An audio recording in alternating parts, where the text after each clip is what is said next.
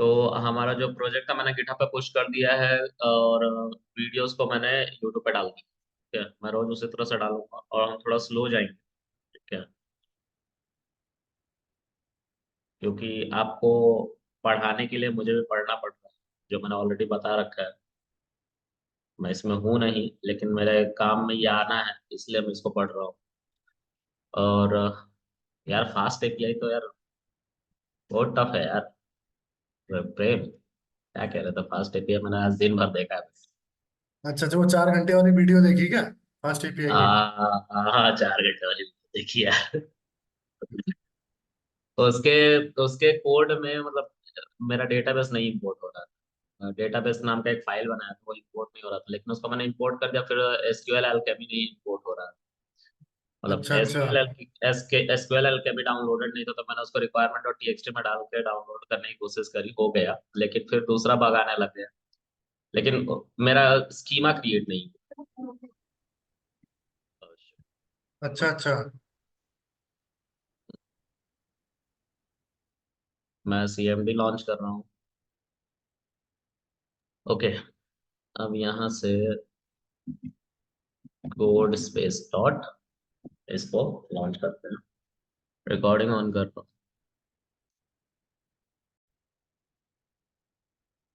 Oh sorry, फिर से मैं आप लोगों को वीएस कोड के बारे में बता रहा था।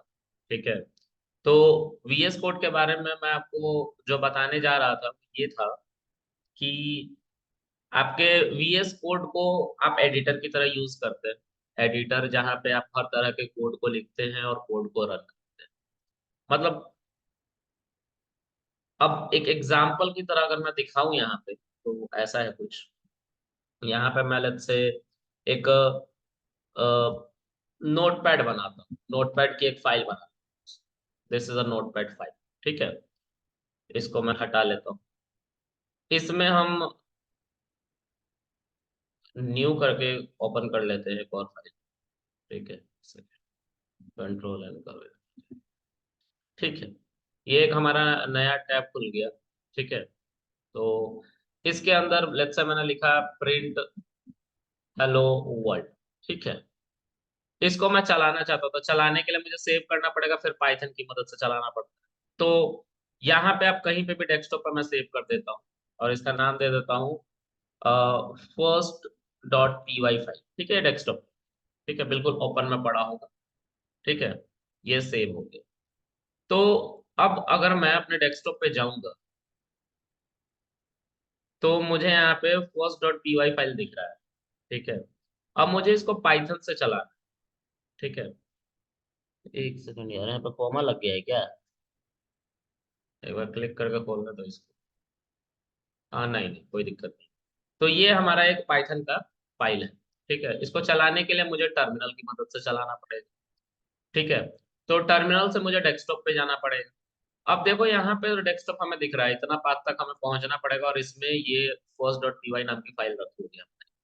ठीक है, तो मैं क्या करूंगा अभी यहाँ पे? मैं यहाँ से मैं इस डेस्कटॉप तक जाऊंगा। अभी मैं यूट्यूब जेंगो यूट्यूब के अंदर हूं। ठीक है, तो मैं वहां तक पहुंच गया। ठीक है, ये भी तरीका है सब। टर्मिनल को चलाना आना चाहिए। मैंने बहुत बार बोला है कि आप लोगों को लिनक्स के ऊपर प्रैक्टिस करनी चाहिए, वो ज्यादा बेनिफिशियल है। अब अगर मैं यहाँ पे dir लिखूंगा, तो ये सारा का सारा डायरेक्टरी और फाइल फोल्डर सब दे देगा मेरे डेस्कटॉप पे जो रखा हुआ है। तो देखो इसका नाम फर्स्ट डॉट पी वाई है, इसमें देखो कहीं फर्स्ट डॉट पी वाई दिख रहा है क्या? यहाँ पे देखो दिख रहा है ना, फर्स्ट डॉट पी वाई। अब इसके आगे dir नहीं लिखा हुआ, मतलब ये डायरेक्टरी नहीं है। डायरेक्टरी का मतलब होता है फोल्डर, फोल्डर को रेपोजिटरी भी कहते हैं, गिटहब। ठीक है, तो ये हमारा एक फाइल है पाइथन। मैं इसको चलाना चाहता हूँ, तो इसको चलाने के लिए पाइथन के बाद मुझे फर्स्ट डॉट पी वाई लिखना पड़ेगा और एंटर चलाना पड़ेगा। तो देखो यहाँ पे इसका आउटपुट आ रहा है हेलो। ठीक है, तो ये मेरे पीसी में पाइथन ऑलरेडी इंस्टॉल्ड। ठीक है, लेकिन इस फाइल के अंदर मैंने जो कोड लिखा है, इसको चलाने के लिए मुझे अलग से टर्मिनल खोलना पड़ रहा है, और उस टर्मिनल के अंदर जाके इसको देखना पड़ रहा है। अगर मैं आईडीएलई का इस्तेमाल करूँ पाइथन के सेटअप के साथ जो आता है, तो वहां पे हम मल्टीपल फाइल के साथ काम करेंगे तो बहुत दिक्कत हो जाएगी, हम समझ ही नहीं पाएंगे कौन सी फाइल कहाँ। इसके लिए वीएस कोड हमें बना के दिया गया। वीएस कोड बिल्कुल फ्री है, ठीक है, और बहुत ज्यादा यूज होता है, माइक्रोसॉफ्ट ने बनाया है वीएस कोड, ठीक है। तो 1 सेकेंड गाइस, हाँ, माइक्रोसॉफ्ट ने वीएस कोड को बनाया है, तो हम इसी का इस्तेमाल करेंगे। ये फ्री है और बहुत लाइट वेट है, फास्ट काम करता है, लेकिन सिर्फ इसको इंस्टॉल कर लेने से हमारा काम नहीं चलने वाला, हम कोड नहीं कर पाते। इसके साथ भी बहुत सारे चीजें हैं होती है जो हमें रिक्वायर्ड होती है, और उनको कहते हैं एक्सटेंशन, ठीक है। तो मैं वीएस कोड को लॉन्च करता हूँ यहाँ से। तो यहाँ पे कोड स्पेस करके डॉट लिखने से ये जेंगो नाम के फोल्डर के साथ ही ये वीएस कोड मेरा खुलेगा, जिसके अंदर जेंगो यूट्यूब, ये वाला फाइल। थोड़ा एक काम करते हैं, हम एक स्टेप और आगे चले जाते हैं जेंगो यूट्यूब में। इसके अंदर हम जेंगो यूट्यूब को हम बेस डायरेक्टरी बना के और अपना फाइल, ठीक है, खुल गया।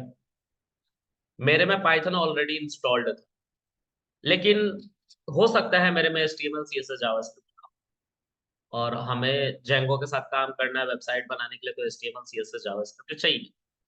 तो यहाँ पे ये एक्सटेंशन सेक्शन दिख रहा है आपको, यहाँ पे आपको देखो, यहाँ पे HTML CSS जावास्क्रिप्ट का एक्सटेंशन नहीं है ना, तो यहाँ पे आपको लिखना पड़ेगा HTML, ठीक है। तो यहाँ पे HTML CSS का देखो कॉम्बो आ रहा है, इसको इंस्टॉल कर, ठीक है। ये इंस्टॉल कर लो तो सजेशंस आते हैं, मतलब आपको हेल्प मिलता है कि आप फास्ट कोडिंग कर सकते, कोडिंग फास्ट करने के लिए इस्तेमाल किया जाता है, ठीक है, एक्सटेंशंस, और इनका कोई रीजन मतलब लॉजिक नहीं है, ठीक है। लेकिन अगर कोई सेटअप आप यूज करें, जैसे पाइथन हमारे पीसी में रखा हुआ है, जो अभी थोड़ी देर पहले मैं पिक्चर बना रहा था, फिर से बनाता हूँ उस पिक्चर। तो देखो, ये है मेरा वीएस कोड, ठीक है, और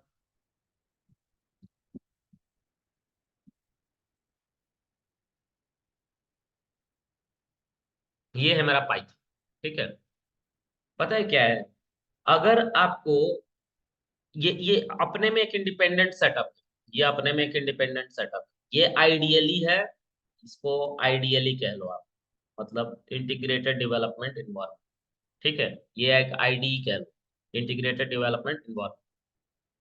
ये है पाइथन का सेटअप, ये एक लैंग्वेज है, प्रोग्रामिंग लैंग्वेज। तो इन दोनों के बीच में बातचीत कराने के लिए हमें कुछ ना कुछ तो करना पड़ेगा, और यहीं पे रोल प्ले करता है एक्सटेंशन, ठीक है। एक्सटेंशन मतलब इतनी पोर्शन की बात कर रहा जो VS कोड से आएगा और पाइथन से कनेक्ट हो जाएगा, ठीक है। तो वही ये जो सिंबल आप देख रहे हो ना यहाँ पे, यही एक्सटेंशन को डाउनलोड करने का पेज। एक्सटेंशन पाइथन नहीं है, पाइथन से कनेक्ट करने के लिए जो आपके पीसी में ऑलरेडी पड़ा हुआ है, आपको एक्सटेंशन डाउनलोड, ठीक है। तो जितने एक्सटेंशंस हैं उसको हमें डाउनलोड करना पड़ेगा। तो HTML CSS जावा स्क्रिप्ट पाइथन आप डाउनलोड कर लीजिए यहाँ से सारे एक्सटेंशन। तो HTML हमने इंस्टॉल कर लिया, HTML के साथ CSS का भी सपोर्ट आया है, देखो यहाँ पे लिखा हुआ है।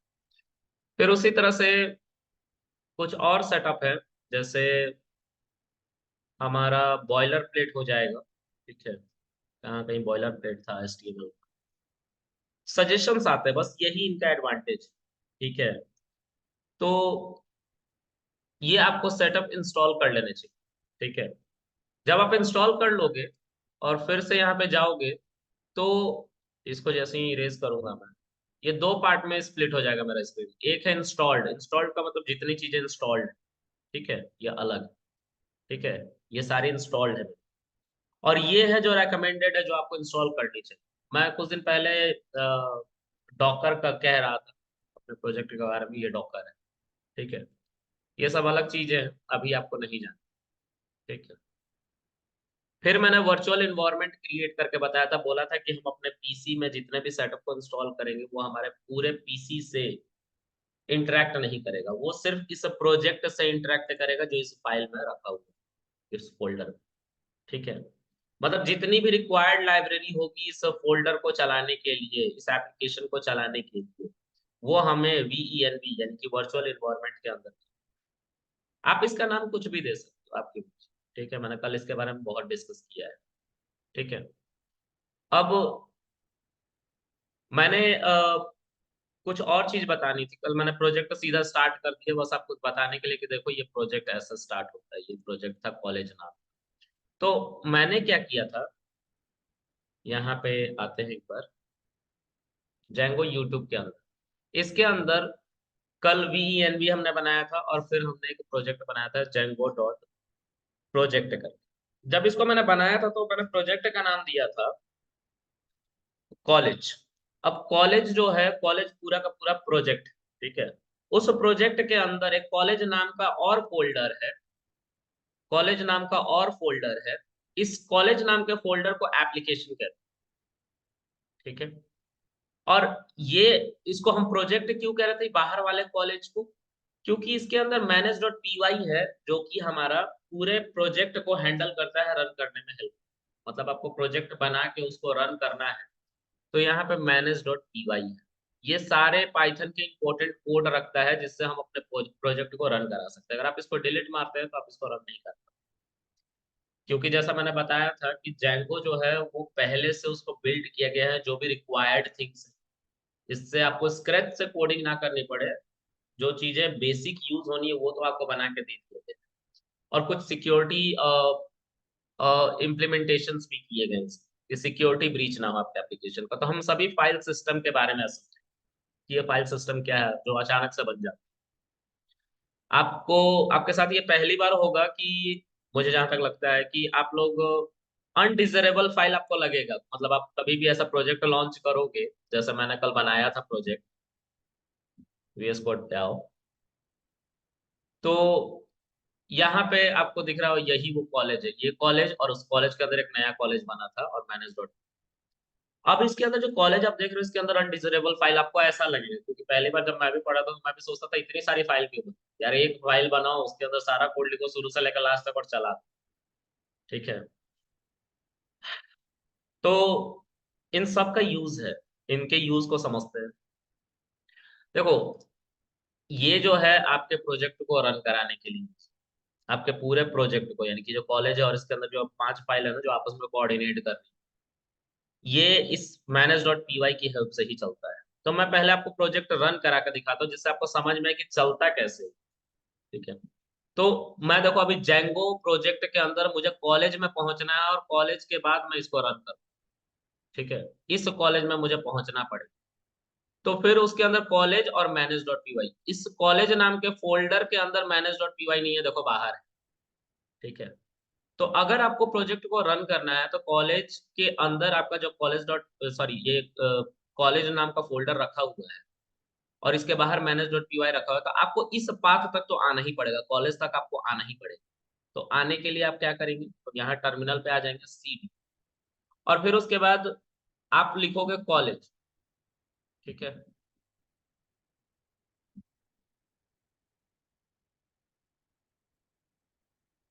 नहीं खोला, क्यों नहीं खोला? DIR Django project. अच्छा, जेंगो प्रोजेक्ट हम जेंगो यूट्यूब के अंदर इस फोल्डर में है, हमें यहाँ जाना है फिर यहाँ जाना है। तो यहाँ से हम जाएंगे पहले जेंगो प्रोजेक्ट में, ये वाले फोल्डर के अंदर जाएंगे। ठीक है। आगे देखिए यहाँ पे ये हमारा फोल्डर दिख रहा है। उसके आगे जब हम जाएंगे तो कॉलेज के अंदर अब हमें जाना पड़ेगा और उस कॉलेज के अंदर मुझे ये वाला कॉलेज और मैनेज डॉट पीवाई फाइल मिलेगी। CD college. ठीक है। अब अगर मैं DIR करूंगा तो देखो यहाँ पे कॉलेज भी मिल रहा है मुझे और मैनेज डॉट पीवाई फाइल भी मिल रही है। ठीक है। यही दो फाइल है इस कॉलेज के अंदर। ठीक है। जब आप इसको क्लिक करोगे तो यही दो फाइल आपको दिखाई देगी, एक ये फोल्डर है और ये दूसरी फाइल है। फाइल का एक्सटेंशन होता है, फोल्डर का एक्सटेंशन नहीं होता है। इसके अंदर 5 फर्दर फाइल्स। ठीक है। तो इनके बारे में हम समझने जा रहे हैं, लेकिन पहले मैं प्रोजेक्ट को रन कराना चाहता हूँ। तो कॉलेज नाम का जो प्रोजेक्ट है, देखो मैं बार बार इस चीज को माइंड करा रहा हूं कि ये प्रोजेक्ट है और ये जो है इतना, ये है एप्लीकेशन। याद रखना इस चीज को। बहुत ज्यादा कंफ्यूजन होती है। जब मैं पहली बार पढ़ रहा था इसको तो मैं सोच में पड़ जा रहा था कि ये भी कॉलेज है ये भी कॉलेज है, क्या हो रहा है समझ। तो थोड़ा सा मुझे डिफरेंशिएट करने में वक्त लग गया। कॉलेज जो ये पहला वाला है, ये आपका प्रोजेक्ट है। इसके अंदर आपको, इस कॉलेज के अंदर आपको ये पूरा का पूरा मिलेगा, मैनेज डॉट पी वाई तक मिलेगा। ठीक है। और ये जो अंदर वाला कॉलेज है, ये एक एप्लीकेशन है जिसके अंदर आपको ये 5 फाइल्स मिलेंगी पाइथन की। ठीक है। तो इस बात को बहुत क्लियर रखना, तो फाइल सिस्टम नहीं समझ में आएगा तो दिक्कत हो जाएगी, है ना। तो इसमें किसी को डाउट है इतने में? जिसको डाउट है पूछ लो। This is called project and this नहीं इज सर, कोई कॉल्ड डाउट एप्लीकेशन। नहीं है। चलो, तो इसको मैं इरेज कर देता हूं। अब मैं इस प्रोजेक्ट को रन करके दिखाता हूँ, देखो कैसे रन होता है। तो पाइथन आपको लिखना पड़ेगा। ठीक है। अगर आप मैक में बैठे हो या लिनक्स में बैठे हो तो पाइथन 3 लिखना। ठीक है, एरर नहीं आएगा, कभी कभी पाइथन से भी चल जाता है। ठीक है। उबंटू में मैंने चलाया, यानी कि लिनक्स में पाइथन से भी चल जाता है, लेकिन कभी कभी पाइथन 3 की डिमांड करता है, पाइथन 3 लिखो। ठीक है। तो विंडोज में ऐसा नहीं है, विंडोज में आप पाइथन लिखो। फिर उसके बाद लिखो मैनेज, देखो इसी फाइल का नाम मैं लिख रहा हूँ, मैनेज डॉट पी वाई। ठीक है, मैनेज डॉट पी वाई, है ना। मैनेज डॉट पी वाई हो गया। उसके बाद स्पेस, और उसके बाद आपको लिखना है, अब क्या है कि वेबसाइट कभी भी एक सर्वर पे चलता है। सर्वर क्या होता है? तो अभी मैं इसको पहले रन करा दूं, फिर सर्वर के बारे में थोड़ा सा बता। Python manage dot P Y, run server. ठीक है, रन सर्वर लिखना पड़ता है। अब इसको आप चलाओगे तो ये बाय डिफॉल्ट 5000 पोर्ट नंबर पे चलना स्टार्ट हो। ओ सॉरी, 8000। 5000 से बदल गया क्या? नहीं, नहीं बदला, ये 8000 पे, 5000 कुछ और होगा। चलो, तो ये देखो, ये एक पोर्ट नंबर पे चल रहा है, यहाँ पे दिख रहा है this is called port number. ठीक है, ये जो 8000 है ये पोर्ट नंबर। ठीक है।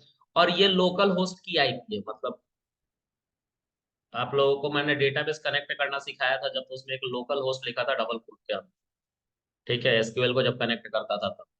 तो उसी तरीके से लोकल होस्ट वहां पे मैं लिखता था, यही है लोकल होस्ट। ठीक है, 127.0.0.1। ठीक है, ये लोकल होस्ट है। तो इसको अगर आप कॉपी करके किसी ब्राउजर पे ले जाओगे, कंट्रोल शिफ्ट सी प्रेस करोगे, इसको सेलेक्ट करके, तब ये कॉपी होगा। और एक ब्राउजर पे चलते हैं, ब्राउजर। सर, इसको सीएमडी में से भी रन करवा। सीएमडी से भी रन कर सकते हैं, कोई दिक्कत नहीं है। लेकिन इसीलिए तो हम एडिटर के बारे में पढ़ रहे हैं ना, एडिटर हमें सब कुछ दे रहा है, देखो ना, सीएमडी भी हमें दे रहा है। ये सीएमडी है ना, ये सीएमडी ही तो है, जी। टर्मिनल को सीएमडी कहते हैं। इसको हम अपने सीएमडी से भी चला सकते हैं। अभी चला कर दिखाता हूँ, जी। पहले आप इसको देख लो, है ना, जो अभी सर्वर चलाया है। तो यहाँ पे देखो आपका जेंगो का एप्लीकेशन चल गया है। ठीक है। तो इस जेंगो एप्लीकेशन में आपको ये देखो, ये पोर्ट नंबर है। कल को आप कोई डोमेन खरीदोगे ना, तो वो यहाँ पे आ जाएगा। ठीक है, इसकी जगह पे। ठीक है, मतलब कैपिंग होती है डोमेन। ठीक है। ये देखो यहाँ पे तुम्हें ऐसा मैसेज दिखेगा, ऐसा रॉकेट सा बना हुआ होगा, ऑफ कोर्स, है ना। यहाँ पे डीबग ट्रू हो रखा है, तो कोई भी एरर आएगा ना, तो ये तुम्हें बग बता देगा यहीं पे कंसोल पे, यहाँ ब्राउजर पे। डीबग ट्रू का यही मतलब होता है। अभी बताऊंगा ये कहाँ पे है। ठीक है, मैंने बोला था ना कि फ्रेमवर्क जो हम यूज करने वाले हैं, उसके अंदर सब कुछ पहले से बना के दिया गया है, जिससे फास्ट डेवलपमेंट हो सके। तो ये सब डीबग ट्रू का भी कॉन्सेप्ट दिया गया है सेटिंग्स के, तो मैं बताऊंगा वो कहाँ है। अच्छा, ये देखो पोर्ट नंबर 8000 पे चल रहा है। ठीक है। कल को पोर्ट नंबर क्या होता है, पोर्ट नंबर का कॉन्सेप्ट छोटा सा समझते हैं। देखो, अगर तुम लेट्स से यूट्यूब चलाते हो या जीमेल चलाते हो, तो सब डेटा इंटरनेट पे फ्लोट कर रहा है, राइट। एक जगह से दूसरी जगह जा रहा है। तुम कोई रिक्वेस्ट कर रहे हो, मान लो यहाँ पे तुमने यूट्यूब खोल लिया, यहाँ पे इंस्टाग्राम खोल लिया, यहाँ पे जीमेल खोल लिया। अब तुम यहाँ से कोई चीज रिक्वेस्ट करते हो, कोई चीज की डिमांड करते हो, या कोई चीज सर्च करते हो, उसी को रिक्वेस्ट करना कहते हैं। और दूर कहीं पर सर्वर होगा, वो तुम्हें रिस्पॉन्स देता है तुम्हारे रिक्वेस्ट के अकॉर्डिंग, है ना। तो तुम यहाँ से कुछ भी पूछोगे, जैसे google.com, मैं यहाँ पे बोलता हूँ कि google.com को दिखाओ। ठीक है, तो ये गूगल के सर्वर पे हमारा यहाँ से रिक्वेस्ट गया। ठीक है, और वहां से एक रिस्पॉन्स आया। तो हमने जो रिक्वेस्ट भेजा था, वो एक डेटा पैकेट था जो गया वहां तक, प्रोसेस हुआ, प्रोसेस होने के बाद रिस्पॉन्स आया। तो रिस्पॉन्स आके वो यहीं पे क्यों खुला, यहाँ पे क्यों नहीं? इस ब्राउजर, इस टैब पे भी तो खुल सकता था, यहीं पे क्यों खुला? क्योंकि हमारा जो गूगल है, जहां से रिक्वेस्ट गया था, वो एक पर्टिकुलर पोर्ट नंबर पे खुलता है। ठीक है। अब इसके अंदर तुम कुछ भी पूछोगे तो वो गूगल के सर्वर से पूछ पूछ के ले आए। तो कल को कोई भी तुम कम्युनिकेशन एस्टैब्लिश करते हो टीसीपी आईपी के थ्रू, टीसीपी आईपी एक रिटन फॉर्मेट है, ठीक है, ओएसआई मॉडल कहते हैं उसको, ठीक है। तो ये एक रिटन फॉर्मेट है, ठीक है, टीसीपी आईपी भी कहते हैं, कि हमारा इंटरनेट पे डेटा कैसे फ्लो होता है एक जगह से। तो वो बेसिकली जो भी कुछ यहाँ पे तुम पूछोगे, लेट से एलएचसी के बारे में पूछोगे, लार्ज हैड्रॉन कोलाइडर, ठीक है, ये एक मशीन थी जो 2010 में कि 12 में आई थी, और दुनिया खत्म होने वाला कॉन्सेप्ट था इसमें। तो मैं इसको अगर लेट्स से रिक्वेस्ट करो तो ये गूगल से आ रहा है। गूगल से जब आ रहा है तो गूगल से जो मैंने रिक्वेस्ट किया है वो उसके सर्वर तक पहुंचा, गूगल के सर्वर तक पहुंचा, और गूगल के सर्वर से रिस्पॉन्स आया। तो जो यहाँ से पैकेट गया था उस पे पोर्ट नंबर लगा हुआ था उसके पीछे, और वो गूगल के सर्वर पे गया, गूगल ने अपना रिस्पॉन्स भेजा उसी पोर्ट नंबर के साथ, बोला कि इसी पोर्ट नंबर पे खुलना। तो गूगल को जब हमने यहाँ से रिक्वेस्ट किया तो यहीं पे हमारा रिक्वेस्ट आ गया, ठीक है, हमारा डेटा पैकेट यहीं पे खुलता है और यहीं पे हम देख पाते हैं। ये यहाँ पे नहीं खुलेगा, इंस्टाग्राम पे नहीं खुलेगा अगर इसमें इंस्टाग्राम चलाना है, ठीक है। तो इसको एक इजी कॉन्सेप्ट में समझो तो ऐसा समझ लो कि तुम टाटा स्काई लेके बैठे हुए हो टीवी, और 22 पे स्टार गोल्ड आ रहा है तो 22 पे स्टार गोल्ड के ही प्रोग्राम आएंगे, 29 पे नहीं आएगा जिस पर सोनी चल रहा है, ठीक है। एक ही फ्रीक्वेंसी है, एक ही इंटरनेट का कॉन्सेप्ट है, सब कुछ मतलब सारा डेटा एक ही साथ आ रहा है, लेकिन उसको अलग अलग तरीके से स्प्लिट किया जा रहा है according two port number. Internet port number का सीधा कॉन्सेप्ट है, चैनल जैसा होता है हमारा वैसा, ठीक है। ये समझ में आ रहा है गाइस थोड़ा बहुत? हाँ जी सर। चलो आगे देखते हैं। तो ये हमारा सर्वर रन हो गया है। तो सर्वर बेसिकली अभी हमारा लोकल मशीन ही है, हम एक छोटे सा मशीन को भी सर्वर बना सकते हैं, ठीक है। तो हमने अपने मशीन को ही सर्वर की तरह यूज किया है क्योंकि अभी ये डेवलपमेंट में है। तो हमारा सर्वर का एक आईपी एड्रेस होता है प्लस पोर्ट नंबर होता है। अब शायद 2000 के बाद जितने भी पोर्ट नंबर होते हैं कैसे एक्सपेरिमेंटल होते हैं, तो यहाँ पे आप पोर्ट नंबर दे सकते हो कोई, ठीक है, आपकी मर्जी, ठीक है। तो अब मान लो ये एक सर्वर चल रहा है। अब किसी ने मुझसे बोला कि सर हम सीएमडी से भी चला सकते हैं क्या अपने प्रोजेक्ट को, तो मैंने बोला हाँ चला सकते हैं। लेकिन मैं बाय डिफॉल्ट अगर चलाऊं यही वाला कोड रन करके, जो यहाँ पे था कहाँ गया, ये वाला, तो ये ट्राई बाय डिफॉल्ट देखो पोर्ट नंबर ये 8000 पे ही खुलेगा, ठीक है। तो बाय डिफॉल्ट 8000 पे खुलेगा, तो 8000 पे तो ऑलरेडी एक सर्वर चल रहा है सर। तो प्रोजेक्ट तो हमारा खुल नहीं पाएगा अगर हम सीएमडी से इसी प्रोजेक्ट को चलाएंगे। तो चलो पहले चला के देखते हैं क्या मैं कह रहा हूँ, तब समझ में आएगा। हम सीएमडी में आ गए, ठीक है। सीएमडी में जैंगो यूट्यूब के अंदर है, जैंगो यूट्यूब नाम के फोल्डर के अंदर है, और यहाँ से हम जा रहे हैं जैंगो प्रोजेक्ट के अंदर, फिर हम जा रहे हैं कॉलेज के अंदर, ठीक है। अब यहाँ पे Python manage dot P Y run server अगर मैं करूंगा तो ये बोलेगा कि पोर्ट नंबर 8000 ऑलरेडी कहीं यूज हो रखा है। एक सेकंड, कोई एरर आ रहा है, Python manage P Y run server, ठीक है।